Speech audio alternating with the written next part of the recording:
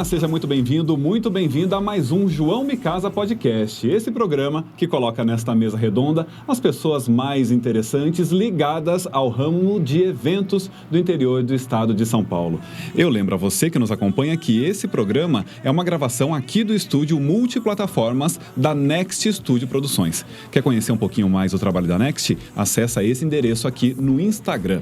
E hoje eu estou felicíssimo porque nós temos um programa regional, um convidados, meus amigos super interessantes e que eu tenho certeza que vocês vão adorar. Logo aqui ao meu lado, ela que é assessora, ela que é cerimonialista, ela que representa a Vivari Cerimonial lá de Campinas, Thaís Scassinati. Muito bem-vinda. Muito obrigada, João, pelo convite. Estou muito feliz de estar aqui com vocês. Obrigado a você por ter topado vir aqui compartilhar suas histórias. Do outro lado da mesa, ela que é aqui de Limeira, ela que é designer, decoradora, e eu tive num casamento recentemente com ela, e olha que eu tô acostumado, hein? Que eu entrei e fiquei paralisado olhando a decoração. Júlia Cavinato, bem-vinda. Bem-vindo. Obrigado por ter topado o convite. Com certeza. Que bom que você veio. Obrigada. Conosco também aqui na mesa, ele que, olha, tem um talento para registrar momentos, não só de casamentos, de eventos em geral. Inclusive, ele tem uma foto minha, que é a minha predileta até hoje, fotógrafo, que tem a sua sede lá na cidade de Rio Claro, Thiago Fontana. Bem-vindo, Thiago. Prazer, obrigado, João. Prazer estar aqui. Uma alegria. Honra ser lembrado. Eu já admiro o seu trabalho e tenho assistido os outros podcasts. Hoje é meu dia. Que bom, seja muito bem-vindo, gente. Todos Obrigado. vocês fiquem muito à vontade. E logo de começo, vocês que nos acompanham sabem que eu gosto de saber como é que eles começaram no ramo de eventos. Como é que foi o primeiro passo? Vou começar pela Thaís. Como é que foi seu início, Thaís? Nossa, eu falo que toda vez que eu converso com uma noiva, eu conto um pouquinho da minha história, né? E eu falo que não fui eu que escolhi a profissão, foi a profissão que me escolheu, porque eu comecei a trabalhar com 12 anos de idade. 12 anos? 12 anos. Com eventos? Com eventos. Como é que foi isso? Eu era uma criança bem teimosa. E aí cheguei um dia pro meu pai e falei assim, pai, eu vou trabalhar. Meu pai deu risada, falou assim, você vai trabalhar? Aí ele falou assim, com o quê, né? Aí eu falei assim, pai, não sei, eu vou sair ligando nas empresas. Naquela época não tinha internet, gente. Então isso denuncia um pouquinho a minha idade. Aí eu peguei a lista telefônica e comecei a ligar nos lugares para procurar emprego. E tem um buffet em Campinas, que até hoje existe, né? E ele é bem reconhecido na área de casamentos, que é o Poporri, né? Tem um espaço hipnose, né? Ele é bem grande lá. E aí eu liguei no Poporri, naquela época não era um buffet de casamentos, né? Era de eventos infantis. Uhum. E aí eu liguei e falei assim, tô precisando trabalhar, vocês estão precisando de alguém? E a Cleusa, dona do buffet, falou assim, pode vir aqui. Pode Não vir acredito. E aí eu fui, meu pai achou que era, né, tipo, isso daí vai passar, isso aí é só Fogo de palha. Fogo de palha. E não foi, assim, comecei a trabalhar, né, era uma criança cuidando de outras crianças, como eu sempre fui muito alta, então as pessoas achavam que eu tinha 15 anos, né, então, mas eu era uma criança de 12 anos cuidando de outras crianças. Então era uma espécie de monitora. Eu era uma monitora. Aí eu comecei a servir mesas, fui crescendo, né? Fui servindo mesas. Depois eu comecei a ajudar a Cleusa a fazer montagem do evento, né? Uhum. Então, assim, eu ajudava a montar cenário, ajudava a montar mesa e fazia contagem. Então, foi aí que eu comecei a me interessar na área de eventos. Mas, assim, não era o meu sonho. O meu sonho era ser bióloga. Que coisa, nada a ver. Duas áreas completamente diferentes. Completamente diferentes. E aí, na verdade, assim, eu prestei biologia, né? Só que eu não passei. Aí eu falei assim, um dia, eu tava já cansada de prestar vestibular. Eu falei assim, Deus, a primeira pessoa que chegar pra mim e falar, olha, você não deve fazer isso, você deve fazer outra coisa. Aí eu falei, vou fazer. E aí uma amiga minha, né, falou assim, Thaís, desiste de biologia. Parecia que ela tava no meu quarto, gente. Ela desiste de biologia, presta relações públicas. E eu falei, tá, vou fazer. Ela viu em você um potencial na área da comunicação. Na área da comunicação, porque todos os eventos da igreja, acampamento, festa, era tudo eu que organizava. Uhum. Porque eu já tinha essa experiência. E aí ela falou, faz relações públicas. Eu comecei a fazer, me apaixonei pela área e nunca mais saí. E tá tudo entrelaçado, né, Thaís? Aquele seu começo como monitora e passando pelas diversas funções te ajuda demais hoje. Na compreensão geral do contexto de um evento. Com certeza. Né? Me ajuda. Assim, eu falo que eu tenho muito mais tempo de experiência do que estudo. Que coisa impressionante. Porque eu tenho muito mais experiência, né? Muito mais tempo na área de eventos do que propriamente estudando a área de eventos. Gente, quando tem que ser, não tem como, né? Júlia Cavinato, e você? Como é que o mundo da decoração dos eventos recebe a Júlia? Bom, eu comecei já como a história dela, pequenininha. Meu pai, ele era publicitário e ele gostava de fazer nas horas vagas e eventos, porque ele era diretor social de clube. Puxa só o microfone um pouquinho, Ju. Isso, ótimo. Ele era diretor social de clube. Perfeito. Então, ele fazia decorações de clube, carnaval e tudo mais. E eu cresci fazendo cenografia junto com meu pai. No clube? No clube. Então, aí começou o pessoal da região chamando. E eu tinha, 17 anos. Eu fazia coisas que giravam no teto. Eu já era ousada. Eu gostava de cenografia. Cresci. Fiquei com meu pai na agência e me formei. Fui para São Paulo e lá eu me formei em decoração e artes plásticas. Voltei, continuei exercendo a minha profissão até que me chamaram para fazer evento. Você não gosta de mexer com isso, com aquilo? Eu falei, tá bom, vou ver o que acontece. Estou aqui até hoje. E eventos, quais foram os primeiros que você fez? Você se lembra? Foi casamento, foi em 2013. E quase morri infartada, tá? Porque o tempo é muito corrido.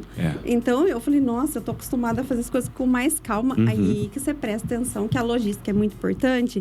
Então, aí eu associei a parte, todo o meu conhecimento de cenografia, mais o conhecimento que eu fui adquirindo na parte floral. E entrei nesse mundo e não saí mais. Flores tem que ter, Júlia? Tem que ter flores. Tem que ter. Tem que ter flores. Um casamento sem a parte floral, ele é frio. Falta aquela emoção. A flor traz a beleza, né? A natureza, aconchego. É tanta coisa que ela consegue transmitir. Eu acho que uma festa sem flores, ela fica sem graça. E é uma das suas características, né? Eu chego a um casamento que eu celebrei dia desses, gente. Quando eu entro no salão, eu faço assim, ó. Era um paredão de flores que eu tava vendo, assim, folhagens e flores, né, Júlia? Folhagens e flores. Uma coisa mais linda, bacana. Tiago, como é que esse olhar foi parar para registro de grandes momentos de eventos? Curioso. Eu gosto de fotografia desde quando eu era criança. Eu lembro que eu tinha um padrasto que ele trabalhava no campo de futebol. Lá em Rio Claro, o time do Rio Claro Futebol Clube. E ele fazia o quê? Não me lembro bem. A função? Ele era funcionário público. Ok. E eu não tinha com quem ficar, eu acabava vindo com ele. Eu tinha todo um estádio para mim. E ali eu ficava percorrendo pelas arquibancadas, eu levava para o campo e eu fazia assim, como se eu estivesse filmando o jogo. Sem nada nas mãos. Sem nada nas mãos. Pelo menos ali acho que já começava uma imaginação, né? O tempo foi passando e eu brinco que eu ignorava a fotografia. Eu sempre ignorei, como você falou que foi a profissão que te escolheu. Ela sempre dava um chamado. Tiago, vem aqui. Não, eu quero ser jogador de futebol. Ah, era essa a sua vontade? Meu sonho de infância era ser jogador de futebol. Que coisa. Tentei carreira. Nossa, minha mãe sofria na minha mão. Eu queria aquela chuteira que lançou de última mão. Uniforme original. E assim, a gente não tinha condição na época. Aí veio o meu irmão e falou, cara, eu tô estudando técnico em segurança do trabalho. Profissão perfeita, vamos fazer isso, dá dinheiro, não sei o que, não sei o que. Aí eu falo, vamos, tal. Fui. Estudei 1 mês e não era a minha cara. Nisso, eu fui morar em Rosana, uma cidade do interior, bem interior, entre São Paulo e Paraná. Entre o estado de Mato Grosso do Sul e Paraná. E ali, eu vi que surgiu um curso em Rio Claro de fotografia. Falei, é ali que eu vou. Quando eu fiz o curso, me aproximou. Aprendi a mexer a câmera no manual, aquela coisa toda. E meu professor era fotógrafo de casamento. Foi ali que eu conheci o mundo do casamento. Por meio do seu professor? Por meio do meu professor. E como a gente fala aqui de destino, e eu acredito muito que a fotografia é a minha vocação, quando a gente começa a olhar para trás e se perguntar os porquês da vida, eu sou apaixonada por fotografia desde criança. Eu gosto de romance desde criança. Eu gosto de livros românticos, filmes românticos, músicas românticas. Fotografia e romance, fotógrafo de casamento. Faz muito sentido. E aí, quando eu comecei a carreira com a fotografia, eu fiz freelancers para vários fotógrafos, né? Como se fosse um estágio. E a gente tem aquele hábito de aprender com o outro. Pega o melhor de um, o melhor de outro e você vai montando o teu.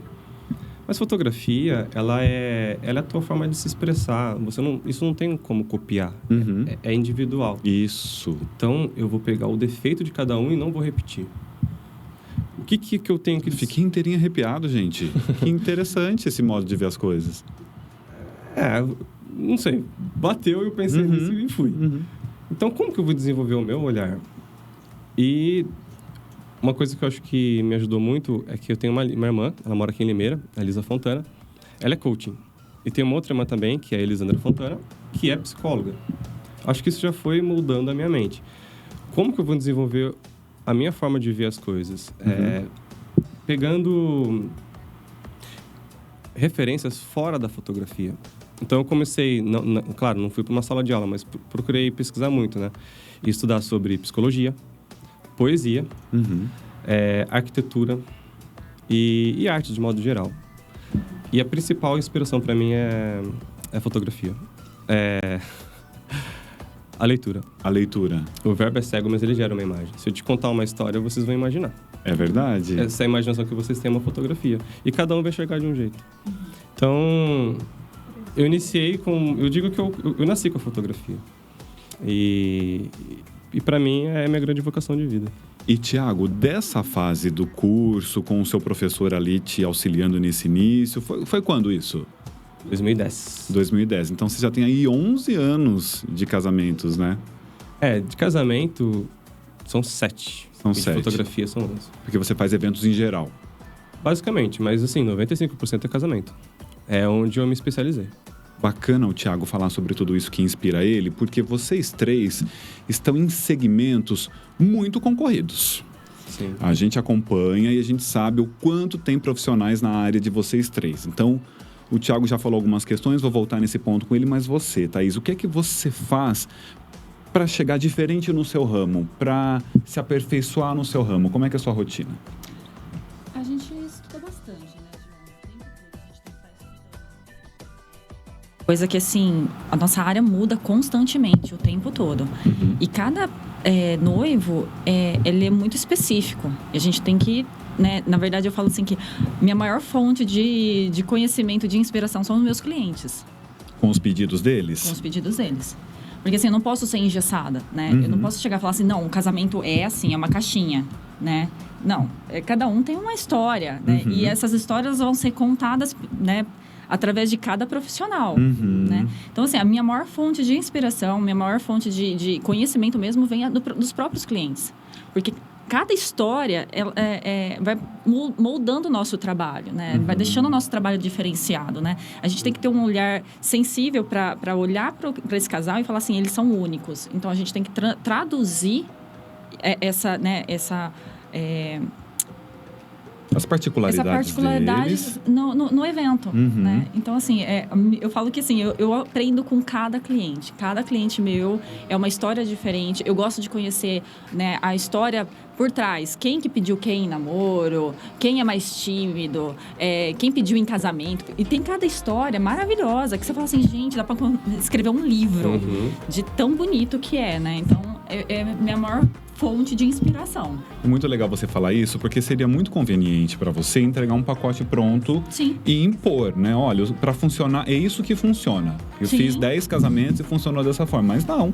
É um olhar específico sobre os sonhos, as culturas, as tradições e os desejos de cada casal, né? Casal, é individual, né? É individual. E isso envolve muita humildade do profissional, né? Sim. Porque se não há uma certa humildade, você impõe e segue uma receita de bolo e a coisa segue de um jeito frio mesmo. Isso Com é um grande certeza. desafio, você ter que se reinventar todas as vezes. Tirar um coelho da cartola todas as vezes. Todas as vezes. Eu penso muito nisso quando eu vejo decoração. Eu falo, meu Deus do céu, o que é que tem na cabeça dessas moças ou desses moços para cada casamento conseguir fazer algo diferente? Como é que você se mantém atualizada, Júlia? Sensibilidade também. E estudar, vamos supor, quando a gente senta para conversar com o casal, com a debutante, né? Ou seja, qualquer tipo de evento. A primeira coisa é saber o que a pessoa sente, o que ela quer. Exatamente isso. É importante você entrar nesse universo da pessoa. Porque eu posso fazer flores, tem vários tipos de flores, mas cada situação é uma. A mesma mobília, eu uso ela em todas as festas, praticamente. É pouca variação que nós temos. Aí, o que nós vamos fazer? Aí vai a arte floral, ela tem que representar como a noiva é. Isso é como eu vejo. Por exemplo, a noiva é romântica. Eu já sei qual é o formato do arranjo que eu tenho que fazer para que ela se identifique. Eu não posso chegar lá com um arranjo todo muito desconectado, com vários tipos de flores e cores. Eu tenho que representar como ela vê. Isso vai na mobília. Eu não posso chegar lá com uma mobília muito colorida. Então, já é diferente para uma noiva que ela gosta do campo e aquele casal que gosta muito de viajar, e eles são despojados.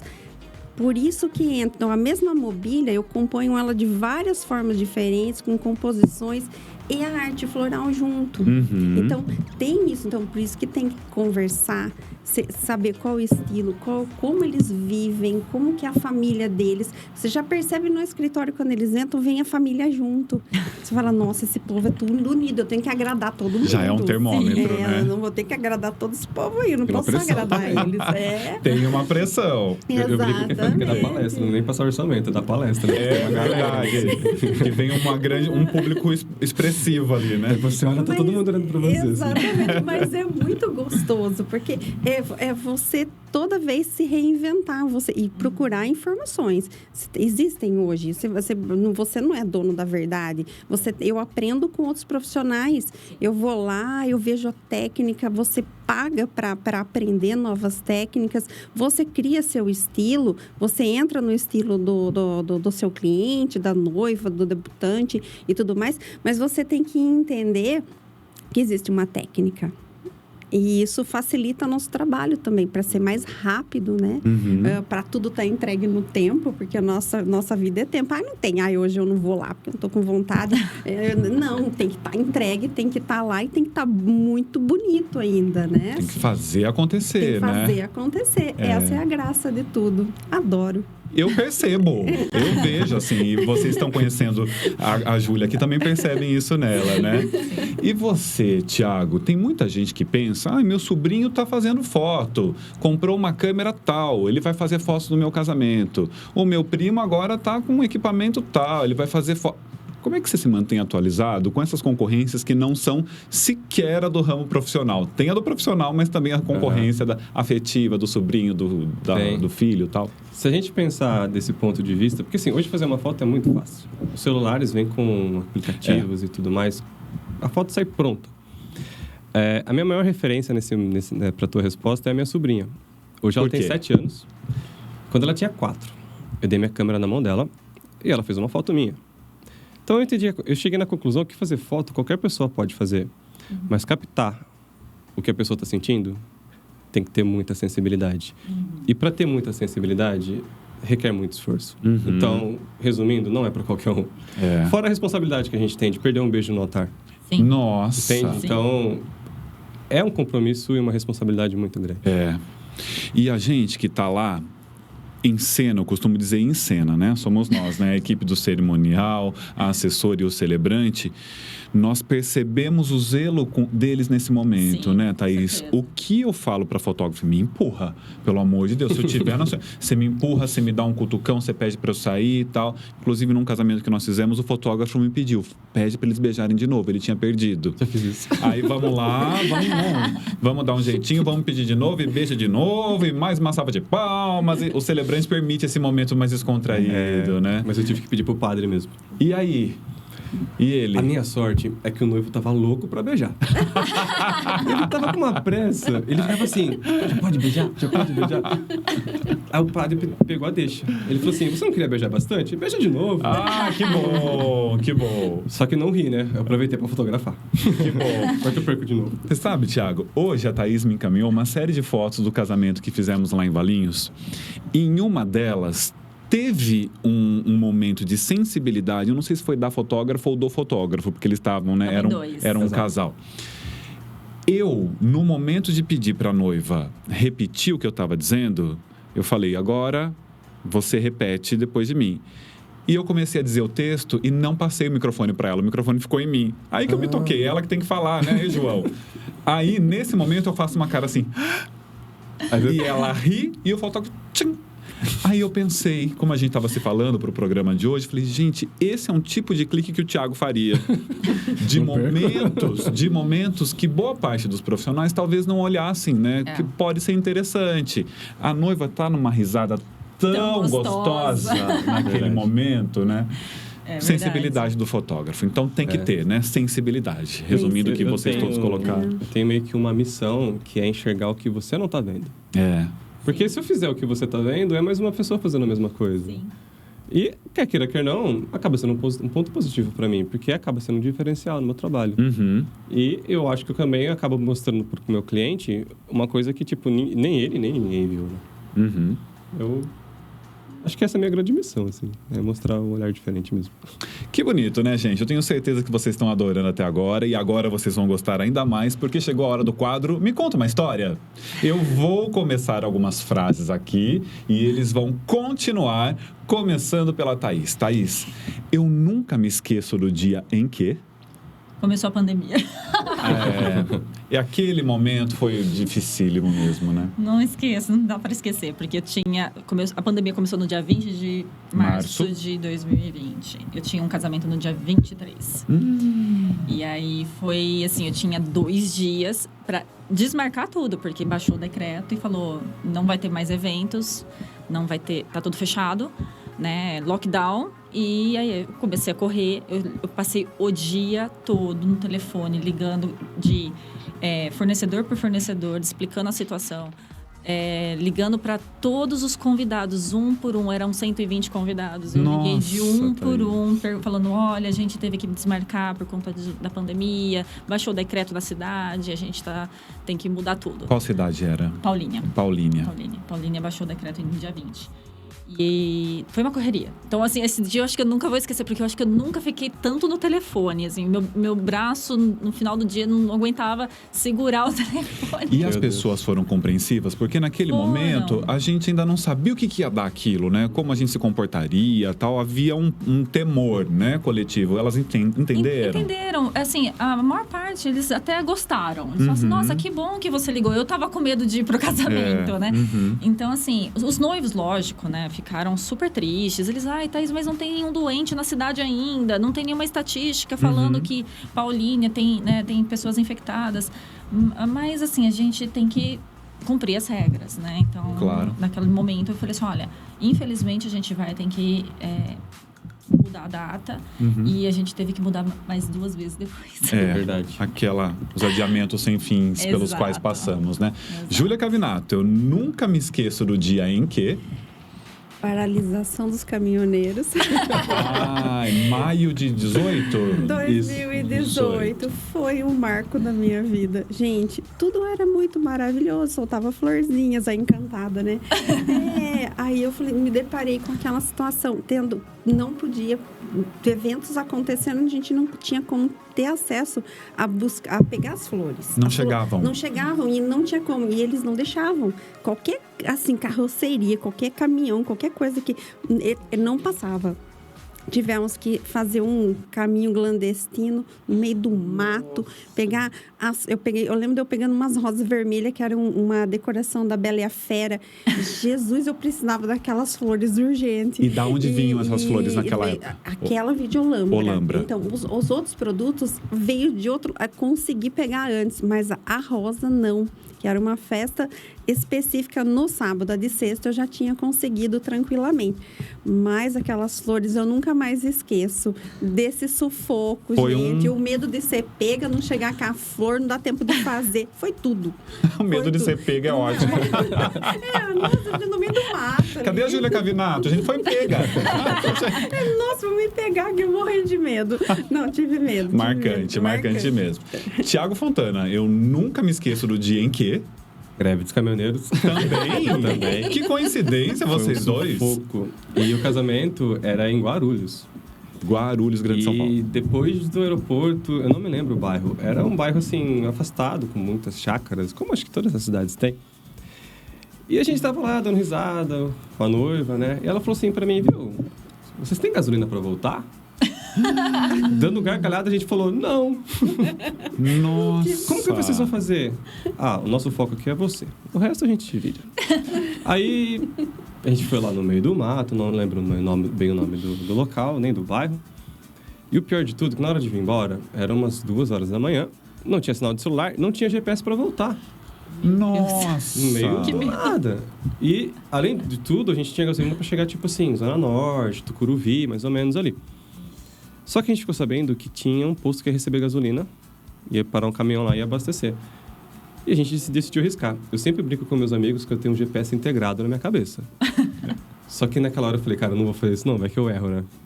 Mas eu assumi e fomos. Acertamos o caminho na hora de voltar. Clareou a cidade, a gente já viu o aeroporto lá no fundo e fomos pisando. Depois a gente descobriu que o tanque tava vazando. Mas essa... Foi, gente, tragédia pouco é bobagem, né? Tiago. Mas assim, cara, Deus ajuda quem cedo madruga. Literalmente. A gente tá lá trabalhando, a gente não se preocupou com a noiva, não nos preocupamos um com o outro ali. Nosso foco era esse e eu acho que Deus nos ajudou. E conseguiram? Chegamos no posto, a gente viu uma fila de carro, deve ser ali.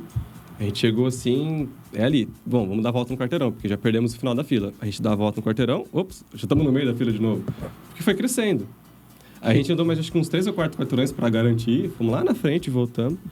Aí pegamos o final da fila, ficamos uns 20 minutos. Foi até pouco tempo. E a gente voltou pela Bandeirantes ali, deserta, parecia esse filme de terror. Era maio, como você lembrou, neblina, frio, tudo fechado, postos de gasolina e uma neblina escuro, assim.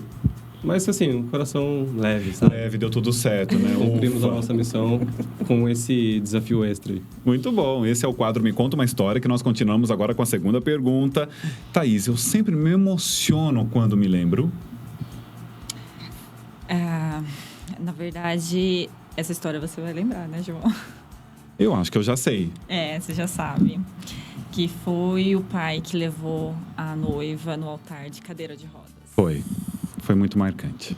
Essa história foi bem triste, porque um mês antes do casamento, a noiva descobriu que o pai estava com câncer. E ele ficou internado até uma semana antes, né, do casamento. E a gente conseguiu uma autorização para ele sair do hospital, mediante a gente ter uma UTI móvel no evento, né? Conseguimos a UTI móvel. Ele foi para o casamento, mas infelizmente uma semana depois ele faleceu. Uhum. E ela queria desistir do evento, né? Então eu não deixei ela desistir. Eu falei, não, case-se, né? Porque você não sabe quanto tempo ele vai ficar vivo. Aí eu falei assim, nem se for para você vestida de noiva dentro do hospital, a gente consegue uma autorização para você entrar e ele te ver de noiva. E aí, no final, depois, assim, de que né, ele faleceu, ela me ligou e falou, Thaís, olha, tô ligando para avisar que o meu pai faleceu, mas também queria te agradecer, porque você não deixou eu desistir, né? E as fotos que ficaram, né, foi o último momento que ela teve com o pai. Então, essa é a história que mais me emociona. Eu nunca me esqueço que quando eu me afastei para acompanhar os cumprimentos e chegou a hora do cumprimento de pai e filha, ele disse para ela, conseguimos. Então, imagino que se passava no coração desse pai, né? E dessa filha também, com né? certeza. De fato, muito marcante. Bacana lembrar disso. Júlia, eu sempre me emociono quando me lembro. Também o nosso foi recente, também foi um caso semelhante, que foi um casal, estava tudo certo para o casamento já em junho agora, e o pai faleceu, né, vítima do Covid, e o pai dele pediu para ele, você vai casar. E ele até entrou em contato comigo e falou, olha, aconteceu assim, sabe? Mas eu vou casar. E foi uma cerimônia emocionante, porque ele soltou os balões para o pai e quase choveu na hora. Quase não acontece. Eu falei, não, nós vamos ficar te aguardando. A gente espera essa garoa acabar, mas você vai casar no ar livre, como você queria, soltar seus balões. E isso aconteceu. E foi tão bonitinho, porque ele casou e ele realizou o sonho do pai dele. Ele não desistiu. É emocionante. É demais. Quando envolve pai, mãe, avós, é muito marcante, exatamente. Né? Tiago, eu me emociono demais quando me lembro. Nossa, tem tantos momentos marcantes que eu acho que eu não consigo elencar um, assim... Porque esses que vocês contaram que envolvem parentes e tal, eu também já passei por coisas assim, mas acho que não tão próximos como, né? Só 15 dias depois, ter imóvel, né? Acho que vou puxar um pouco mais pro meu lado, se você me permite. Claro. Porque isso me emociona realmente em todos os casamentos, literalmente. É uma cena que se repete e eu me emociono como se fosse a primeira vez. Que é quando os pais vão cumprimentar os noivos, né? Quando o pai e o noivo se abraçam. Eu acho que isso tem muito a ver comigo por não ter pai. Uhum. Né? E como eu contei lá no começo que eu tinha sonho de ser jogador de futebol, eu vi os pais levando os filhos para jogar futebol. Né? Eles ficavam lá na arquibancada torcendo, brigando com o menino, incentivando também. Eu sempre sentia falta, sabe? E aí, quando eu vejo essa cena de um pai e filho, eu lembro de mim. É aquele momento que eu clico, depois eu assisto um pouquinho também. Que eu acho que é uma forma de me sentir filho. E, não sei, quem normalmente é pai e mãe dizem que, tipo, sei lá, vamos supor, o melhor amigo do teu filho acaba sendo teu filho também. Eu acabo meio que roubando um pouco essa cena e falo, eu quero um pouquinho do teu pai pra mim. Ah, que bonito. Então, é uma coisa que me toca em todos os casamentos, literalmente. Você tem um pertencimento em relação àquele momento, né? Muito bacana. Mudando um pouco a vibração, eu sempre dou risada quando me lembro... Da noiva que foi embora. Gente, isso é maravilhoso. Isso é maravilhoso. Nossa. Como assim? Eu já imaginei ela saindo correndo de vestido, assim, segurando o salto na mão. Como é que foi isso? Onde é que foi? Foi um evento em Paulínia, né? Na verdade, de um amigo meu de infância. Nossa. Ele me contratou, né? Ele sabia que eu era cerimonial. Ele falou assim, Thaís, eu quero que você faça o evento, né? E, assim... Vamos embora, vamos fazer o evento, né? E acabou o evento, né? A gente faz toda a desmontagem, né? Você sabe, o Thiago nem sabe, não participa muito disso, mas, né? Quem fica no final é decorador, buffet, né? Cerimonial, DJ, né? E fica desmontando, fazendo todo aquele processo de desmontagem. E aí, acabou a desmontagem do evento, entreguei o evento, eles permaneceram, os noivos permaneceram no espaço. E aí, eles ficaram lá, o noivo, a noiva e mais um amigo, junto com o gerente do espaço, conversando e tomando cerveja. E assim, eu falei, gente, não posso ficar aqui eternamente, né? Esperando vocês quererem ir embora, né? Aí, eu falei assim, eu vou embora, né? Amanhã, e como eles estavam de Uber, eu falei, vocês querem que eu chame um Uber? Eles falaram, não, pode ficar tranquila, a gente se resolve depois, né? Aí eu falei, tá bom. Eu falei, olha, eu tô levando os presentes embora, amanhã eu dou uma ligada pra vocês pra ver onde vocês querem que eu entregue, né, os presentes. Tá bom. Fui embora pra minha casa, fui dormir, né? No dia seguinte, acordei, a gente acorda tarde no dia seguinte, né?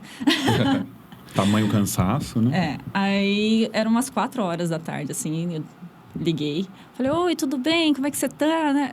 Thaís, você pode ligar depois? Aí eu falei assim, por quê? O que aconteceu, né? Ele falou assim, acabei de voltar do hospital. Eu, quê? Só tomei um susto pra mim. Falei assim, gente, aconteceu alguma coisa grave, né? Eu falei, como assim, né? Aí ele falou assim, não, a gente bebeu tanto, mas tanto, que a gente saiu de ambulância. Eu achei que ele tava brincando comigo. Eu comecei a rir no telefone. Falei assim, você tá de zoeira, né? Ele falou, não, é verdade. A gente saiu de ambulância. E quem que chamou a ambulância pra eles, gente? Como é que foi isso? O gerente do espaço chamou a ambulância porque a noiva começou a passar mal. Então, ela foi vestida de noiva dentro da ambulância. Gente, mas nem é você que não vai esquecer disso. Nem ela, nem o noivo, nem o motorista da ambulância, nem o médico, nem o pessoal do pronto-socorro. Ninguém vai esquecer dessa moça, nunca mais. Ninguém. Muito bom. Júlia Cavinato, eu sempre dou risada quando me lembro. Quando eu me lembro, faltava verde. A gente precisava fazer um muro muito grande, um muro inglês, né? Que a gente chama de parede vertical. Bom, sinceramente, não tinha suficiente em lugar nenhum. Tava uma seca danada, né? Não tava tendo. A gente conseguiu uma parte. Aí, o que nós fizemos? Um dos meninos que trabalhava com a gente falou assim, olha, lá no meu bairro tem bastante árvore. Um olhou pra cara do outro, falou, batemos nas casas. Posso podar sua árvore? E a gente... E todas as casas que a gente via árvore, Vocês né? podaram um bairro para fazer... Fomos podando as árvores. E a gente foi enchendo. A gente conseguiu até muito mais do que a gente queria. Juro. Mas que o evento aconteceu e que teve aqueles murão teve. Então, vou te falar uma coisa. Isso é uma oportunidade de negócio. Tem assim de prefeituras por aí, incapazes de podar árvore. Tá aqui Júlia Cavinato, gente. Como assim? Até hoje eu tenho as ferramentas de podar as árvores. Se precisar de novo, tá. Maravilhoso, muito bom, Júlia. Tiago Fontana, eu sempre dou risada quando me lembro. Eu não tenho uma história assim, acho que engraçada. Mas uma coisa que acho que acontece com muita frequência, você provavelmente deve passar muito por isso. Quando os casais erram a mão, né? Ah, direto. Vai lá dar a mão direita e tal. E eu percebi um dia, assim, mas... gente, a mão tá errada. A mão tá errada. Oi. E assim, a galera toda dá risada quando percebe e tal. Isso. E teve uma noiva que eu acho que ela meio que se colocou no lugar do noivo. Ela não sabia qual era o jeito esquerdo. Ela olhava bem. Ela virou de costas pra ele, pra ficar no mesmo ângulo que ele, né? Ela fez assim, essa aqui é a esquerda. Mas isso acontece muito, né, Thaís? Acontece. Por mais que o cerimonial oriente, no momento do nervosismo... Eles esquecem. Aí alguém precisa soprar. Não, esquerda. Ou quando quer beijar antes, né? Encontrou, já quer beijar na boca. Não é hora ainda, gente. Eu, por exemplo, sempre quando o casal dá um beijinho na aliança, eu dou uma cutucada, né? Fala assim, dá beijinho na aliança. Aí o noivo vai lá e beija a noiva. Não é assim. Mas é sempre um momento em que os convidados se divertem bastante. Tem uma licença poética para esses enganos ali na hora, né? Fica muito divertido. É um experimento. Muito bem, gente. Essa foi a nossa rodada aqui, as 3 perguntas do Me Conte Uma História. Vou seguir com a Thaís. Thaís, como é que você se divulga no seu ramo, que é um ramo tão competitivo? Rede social, você participa de eventos, como é que é? Hoje, assim, eu ainda percebo, João, que muitos dos meus clientes ainda vêm por indicação. Muitos deles. Mas, assim, a rede social tem ajudado bastante na divulgação. E eu falo que, assim, a rede social, o legal é que virou uma vitrine, né? Do nosso ramo. Então, assim, acaba ajudando a gente a divulgar o nosso trabalho, tudo mais. Mas é uma prova social, né, do nosso trabalho, da nossa competência, né, de tudo que a gente faz, né? Então, a rede social, na verdade, ela é mais uma vitrine. Né? Perfeito. Mas a maior parte ainda vem através de indicação e alguns sites que eu divulgo o meu trabalho, né? Então... Funciona bem também. Funciona bem também. Júlia Cavinato, como é que você divulga o seu trabalho? Olha, é um conjunto de coisas. Cerimonial, né? Com certeza. Os próprios... É um elo importantíssimo. É um elo muito importante, porque ela já vem com um perfil formado. Não tem aquela lapidação que eu tenho que fazer quando ela vem pela rede social. É verdade. É muito mais tranquilo, né? Os próprios fornecedores, amigos nossos, né? Convive com você, vê seu trabalho, eles mesmos vão fazendo essa parte. O boca a boca, que ainda funciona, sem dúvida nenhuma. Fez um bom trabalho, ela vai indicar para as amigas, para a prima. Parece, não tinha os médicos de família, tem decorador de família. Eu faço tudo. Quando eu vejo, eu tô fazendo até os eventos de domingo, sabe? É uma coisa assim. Mas é bacana. Mas a rede social, ela ainda... O Instagram, né, que hoje, ele facilita muito porque você não precisa explicar tanto. As fotos já dizem tudo. Então, uma boa imagem, ela vende seu trabalho rapidamente. E nesse sentido, o Tiago nos ajuda demais, né? Com o Tiago certeza, e todos os companheiros dele, né? Com certeza. E você, gratidão aqui, coletiva. E você, Tiago, como é que você se divulga? Através de redes sociais, Google e site. Mas o boca a boca, eu acho que ele nunca vai deixar de... Ele nunca vai perder a força. Né? E como a Thaís falou, teve o boca a boca... Opa, Thiago, vou lá no Instagram, né? Vamos conferir. E ali tem todo um portfólio e, melhor de tudo, é atual. Né? A gente está alimentando a rede social todos os dias. Então, normalmente os clientes esperam a segunda-feira. Né? Em tempos normais, na segunda-feira, todos os fotógrafos costumam postar as fotos nos blogs. Sim. Então, os noivos já estão antenados ali para ver as novidades, né? Então, para mim, é rede social mesmo. Eu sou tão solidário a você e todos os seus amigos nas segundas-feiras, Thiago, porque é todo mundo em cima, né? Não é nem o casal, né, gente? Não. São os fornecedores na cerimonialista lá. Vê com o fotógrafo se ele pode mandar as fotos. Vê com o fotógrafo, né? E normalmente é um perrengue, né? Os fotógrafos enrolam. E outra, e eu acho que assim, eu consigo entender completamente e não entendo quem não tem essa paciência com o fotógrafo. Porque o fotógrafo foi contratado para o casal. Ele não foi contratado para o celebrante. Ele não foi contratado para decorador, ele não foi contratado pela cerimonialista. Exatamente. O cliente do fotógrafo é o casal. É o casal. Então, a gente tem que ser compreensivo, a gente tem que pedir autorização para o uso daquele material. Sim. Que por diversas vezes as pessoas estão achando que aquele material é de uso coletivo free, né? E não é assim. Não. Né? E assim, quando eu separo essas fotos pro blog, eu vou marcando por cor. Eu consigo separar por cor. Então, eu falo assim, ó, o programa entende. O que eu marcar de azul são as fotos que vão pro blog. O que eu marcar de vermelho, eu vou enviar para o fornecedor. Separei as fotos que eu quero e edito. Uhum. Legal. Só que assim, enquanto eu não postar no blog, às vezes é correria. Para postar no meu blog, pelo menos eu tenho todo um processo. Leva quase um dia todo. Então assim, eu não posso mandar foto pro fornecedor antes do cliente. O cliente tá de boa, o fornecedor já postou primeiro. Então eu priorizo o meu cliente. Depois que eu enviei pro meu cliente, daí eu fico à vontade para enviar para os fornecedores. Tá certíssimo, Thiago. Muito ético, isso aí mesmo. Quadro Boca no Trombone. Eu quero mais histórias de vocês três aqui. Thaís, o que me irrita demais em um evento é... Padrinho atrasado. Ah, isso é muito. Eu sempre falo aqui. Isso me tira a paciência, porque é muito desrespeitoso. É muito desrespeitoso. E pior que assim, a gente fica numa situação de saia justa. Porque, às vezes, a gente tem que tomar a decisão de começar o evento sem aquela pessoa. Né? Então, a noiva fica, não, vamos esperar mais um pouquinho, vamos esperar mais um pouquinho. E fica naquela coisa. E eu falo assim, chega uma hora que eu falo assim, olha, a gente tem que começar o evento, porque senão você vai perder tempo de evento. Exato. Né? Então, assim, a gente vai perder tempo de buffet, de balada, a gente vai perder tempo de tudo. Então, a gente tem que tomar essa decisão. Então, assim, padrinho atrasado... É irritante demais. Me irrita demais. Acho que irrita até os fotógrafos, porque os fotógrafos ficam lá o tempo todo fotografando e procurando cena pra fotografar, porque eles não param o tempo todo de fotografar, né? Eles Sabe o ficam... que me incomoda? Eu não ter assunto pra fotografar, ficar ali parado e as pessoas pensar lá, ó, tá pago pra ficar parado ali. Que absurdo.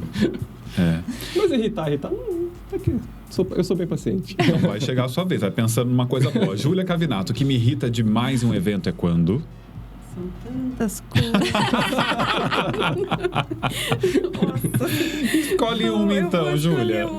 É atraso. Atraso. E não tem como. Pode ser atraso até do meu pessoal. Por exemplo, quando às vezes eles não estão no clima e aí eu fico em cima, eu cobro. Eu fico desesperada quando eu vejo que tá fora do meu cronograma. Quando é meio-dia, para mim, 80% dessa festa tem que estar pronta. Independente do horário, se é um final de tarde, se é noite. Ela tem que estar, vamos supor, num horário normal. Vamos imaginar, tirando a nossa festa de sexta-feira, né? Que era bem cedo, né? Era. Então, 10 horas estava já adiantado e já estava, vamos supor, 80% dela pronta. Mas esse atraso, para mim, é mortal. Pode ser envolvendo qualquer coisa. Por exemplo, o fornecedor que às vezes chega lá, não se atualiza do mapa e coloca suas coisas. Já cheguei na fazenda... E o buffet tava lá com todas as coisas dele na minha casinha, lá onde eu ia colocar a mesa do bolo. Você tem que mexer no material, aí se quebra. Então, isso atrasa. Então, qualquer tipo de coisa que aconteça, que venha provocar um atraso, para mim, é terrível, porque sobra lá na frente, né? E sobra pro cerimonial, sobra pra todo mundo. Exatamente. Não é bom. Muito bem colocado. Thiago Fontano, o que me irrita demais em um evento é quando...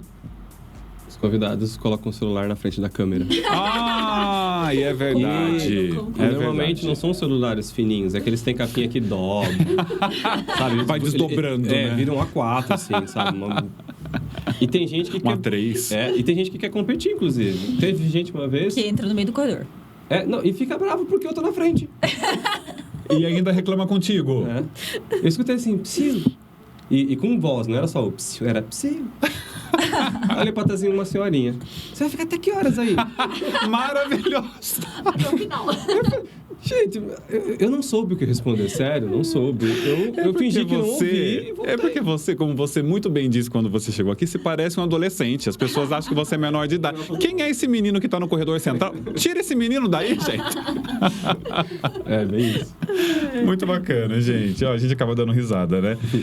Thaís, o que te deixa feliz em um evento? Final de festa. Sempre o final da festa.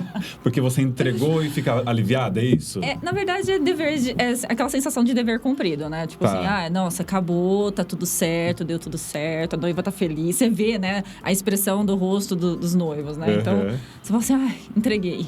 Então, dá aquela sensação de alívio. Que bom.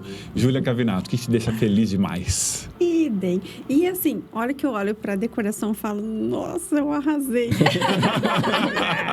Porque eu tenho meu critério. Eu sei que, de qualquer forma, ficou bom, ficou maravilhoso. Eu vou agradar o casal, vai agradar. Tá Sim. ali, eles estão naquela expectativa. Mas eu tenho meu critério também. Eu olho falando, nossa, tudo deu certo, tá entregue no tempo, as flores estão bonitas, tudo se encaixou, né? Aí eu fico muito feliz, com certeza. É uma satisfação, né? A gente tem a nossa régua, né? A gente sabe quando a coisa vai bem ou quando a coisa podia ter sido um pouquinho melhor, Com né? certeza. Tiago Fontana, o que te deixa feliz demais num evento? Quando eu faço a foto, olho pra câmera e sinto vontade de falar um palavrão. Que funcionou Consegui, ali, foi né? gol de placa. Bem isso, assim. Na hora você percebe, Tiago? Sim, sim. Eu sempre falo para meus casais assim, eu nunca sei o que eu vou fazer. Eu nunca sei o que eu vou criar. Talvez nunca fui naquele lugar, não sei que humor eu vou estar no dia. Mas quando eu sinto que eu fiz a foto, o meu corpo relaxa de uma forma. Que ali eu sinto que eu posso impressionante. acabar o trabalho. Mesmo que, sei lá, esteja na metade, eu só me dou por satisfeito. Por vezes eu fico olhando os fotógrafos, quando eles tiram, eles baixam aquela câmera com aquele visorzinho deste tamanho e olham e voltam no mesmo ângulo. Aí eu fico pensando, ele gostou? Ele não gostou? Naquele visorzinho ele viu o suficiente? Ele não viu? Ele vai fazer por via das dúvidas? Eu fico imaginando o que se passa na cabeça de vocês. Normalmente, para mim, são duas coisas. Talvez três.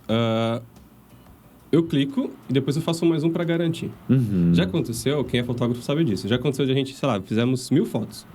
Algumas fotos têm erro de leitura.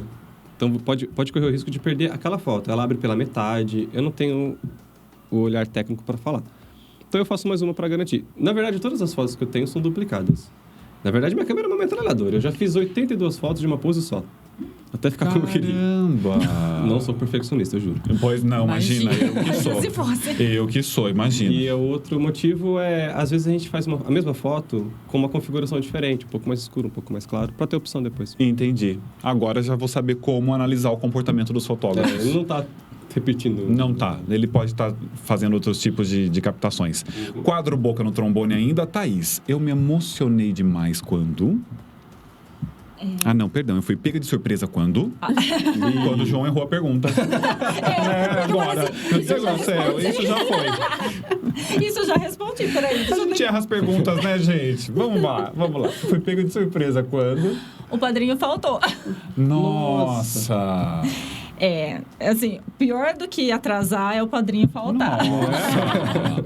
E você só soube na hora. Na verdade, assim, eu fiquei ligando pro padrinho, porque assim, a gente sempre coloca o horário do convite, né, meia hora antes, pros convidados chegarem. Por quê? Porque acontece de atrasar, né? Mas, todo mundo. Os padrinhos já sabem disso. Então, Tem que todo pôr mundo uma hora sabe, agora. né? Pior que todo mundo já sabe disso, Pois é. né? E aí, eu comecei a ligar pra ele. Mandar mensagem, ligar, e ele não atendia. E não atendia, e não respondia. E aí, chega um momento que a gente tem que tomar aquela decisão. Você vai entrar sem o padrinho. Só que a madrinha estava lá. Mas, gente... Linda, maravilhosa, maquiada, com aquela roupa toda, né? E aí eu falei assim, gente, eu tenho que tomar uma decisão, e eu já tomei. Aí eu fui lá, assim, porque a gente tem que ser rápida, né? A gente tem que ter agilidade pra pensar. Aí eu falei assim, cheguei pra noiva e falei assim, olha, sua amiga vai entrar, porque era amiga da noiva, a madrinha, né? E o padrinho era amigo do noivo. Então, como os dois eram solteiros, eles juntaram os dois para os dois entrarem. Aí eu falei assim, olha, a sua amiga vai entrar, então ela vai entrar de Mademoiselle. Ela vai entrar antes das floristas. Tudo bem pra você? Tudo bem. Aí eu fui lá, arrumei um buquê improvisado e falei, entra. Aí a menina falou assim, nossa, mas sem o padrinho, você vai ser mademoiselle, você não vai entrar vai entrar no cortejo num outro formato. E ela topou e foi. Topou e foi. Aí, assim, o padrinho chegou, gente, no meio da festa. O que aconteceu com esse moço responsável? Ele esqueceu. Veja bem, né? Ele colocou Pelo o celular amor de no vibra. E aí, assim, tocava o celular, ele não tava ouvindo. Então, assim, ele falou assim, olha, eu esqueci, né? Aí ele chegou no meio da festa, ele falou, e agora? Eu falei, agora você não faz nada. Gente, quem não convidou ele para um casamento? O nome do moço mesmo? Não lembro. Não lembro o nome dele. Eu tenho uma solução ótima para o seu próximo improviso. Eu tenho um amigo chamado Fernando que nos ouve nesse momento. Que inclusive pode entrar de padrinho quando for necessário. Acho justo, porque ele é super, sim, né? Alinhadíssimo. Fernando é o esposo dela, que a acompanha nos eventos. Júlia Cavinato, fui pega de surpresa quando? Aconteceu a festa agora, essa última vez, antes do dia 12. Saiu um decreto que não poderia, foi numa terça-feira, tudo comprado. Quase infartei, tudo. Todas as flores, tudo pronto, de todo mundo. Doces, buffet, A festa não aconteceu. No seu caso, você perde tudo, né? Judiação, né? Eu ainda consegui vender na hora. A gente foi rápidos, né? Sim, e conseguimos vender para um outro fornecedor amigo nosso lá de Sorocaba. Algumas flores eu entrei num grupo e coloquei aqui no grupo da associação, que nós temos a associação, coloquei no grupo da associação próprios amigos nossos, assim, de floricultura, entrou em contato, Júlia, eu fico, não sei o que, não sei o que. E por isso que é bom ter amizade com todo mundo, né? Com certeza. E aí comprou e deu certo, amenizou bem esse prejuízo. Mas, tadinha da noiva, né? Judiação, que morrendo de dó. Não tem pra onde correr numa situação como essa, né? A pandemia nos trouxe situações assim, né? Fui pega de surpresa. E você, Thiago, foi pego de surpresa quando? Eu acordei e eu descobri que o casal tinha se separado no dia do pré-wedding. Isso foi pra casamento.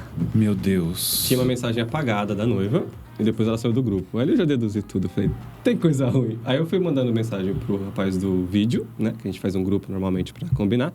E pra ela também. Ela respondeu, ele não falou pra você? Eu falei, não. A gente se separou. Então vou dormir. Depois eu procuro saber o que aconteceu. O que você vai fazer, né? Até hoje eu não sei bem o motivo, mas... Se souber, você me liga, que agora eu fico curioso. Tô brincando. Gente, a gente vai ter que acelerar um pouquinho nessa reta final, porque eu quero saber de vocês um segredo. Se vocês têm um segredo, uma superstição, algum item que vocês têm um afeto, algo que vocês acham que dá boa sorte, que seja propício pro dia. Me conta um segredo, Thaís Cassinati. Se eu contar o segredo, vai deixar de ser segredo. Não, mas não tem ninguém ouvindo, não tem ninguém ouvindo. Eles fecharam, inclusive, os fones deles, sou só eu. Na verdade, não tem, assim, segredo não tenho. Eu faço uma oração sempre, antes de todo evento, né? Eu acredito que, assim, eu sou uma pessoa, eu sou evangélica. E eu acredito que Deus está usando a minha vida, né? Então, eu peço para que Ele me use naquele evento, para que Ele, né, me conduza e use a minha equipe, né? Porque a gente está lá para servir. Verdade. Júlia Cavinato, me conta um segredo. O meu segredo é o meu sentimento também dessa forma. Eu sempre mentalizo muito antes de começar a semana mesmo em prol do evento. Eu sinto quando as coisas estão complicadas. Parece que fica ali. Eu já falo para minha equipe, gente, hoje vamos acelerar ou vamos ter mais atenção, porque eu vou sentindo, né? Conforme você vai sumindo aquela pressão, eu já vou conversando com Deus sempre. Você vai sumindo aquela pressão e falo, não, tá, você tá tranquila? Tô tranquila. Mas eu sinto quando tá fluindo bem, quando não tá. Às vezes, um fornecedor dentro do espaço ali do salão, eu percebo que alguém não tá bem. Eu não sei explicar isso, tá? É uma sensibilidade que você tem, né? E quem convive comigo sabe que isso é verdade. É como se eu ficasse, eu vou sentindo aquilo. Eu fiquei bem, eu tenho certeza que vai dar tudo certo. E vai funcionar para todo mundo. Vai funcionar para todo mundo. É como se entrasse na sintonia, mas a conversa com Deus é o tempo todo. Muito bom. Tiago Fontana, me conta um segredo. Conta. Eu tenho mania de, no sábado de manhã, deitar no meu tapete todo maciozinho, botar um fone de ouvido e eu procuro refletir sobre tudo que eu conversei com o casal. Eu fico ouvindo um pouco de Beethoven, Mozart, eu fico ali na minha vibe ali. Que legal. Eu acho que isso me ajuda muito a me concentrar pro que vem depois. Muito bom. Dá tempo de fazer uma última pergunta. O que é que você diria, Thaís, para alguém que quer começar no seu ramo? Primeiro, estudar muito. Estudar demais, porque a nossa área muda muito constantemente. Ter respeito pelos fornecedores, eu acho que é muito importante. A gente depende de todo mundo que está lá, né? O evento, ele não é feito pela cerimonial. Ele é feito por cada fornecedor que está lá. Eu falo que eu brinco com as pessoas, eu falo que o cerimonial, ele é a engrenagem de um relógio, né? O relógio tem vários componentes, né? E o cerimonial, ele vai fazer todos os outros componentes ali girarem o relógio, né? Então, assim, a função do cerimonial é servir. E é servir não só o casal, é servir todo mundo, inclusive os fornecedores. Então, assim, quem quer entrar na minha área precisa ter humildade. Então, acho que a dica principal é ser humilde, saber que o tempo todo você vai estar aprendendo com cada um dos fornecedores, estudar o tempo todo, ter vínculo, né? Criar vínculo com as pessoas, né? Não só com o casal, mas com cada um que está participando daquele evento. Que todo mundo ali é importante. Perfeito. Júlia Cavinato, o que é que você diria para alguém que pensa em começar no seu ramo? Eu achei perfeito o que ela falou. Porque é uma orquestra, né? Todo mundo tem que estar em sintonia completamente. Olha, planejamento. A nossa área é muito feita de logística, porque é material que vai, material que volta, conhecimento de fornecedores. Você tem que ter... Tudo que você vai fazer tem que ter qualidade, equipe. Então, a pessoa não tem noção de planejamento, ela nem comece. Tá? E o investimento, que não é um investimento de baixo custo, é um investimento de alto custo. O custo para ter a qualidade, né? Tiago Fontano, o que você diria para quem pensa em começar no ramo da fotografia?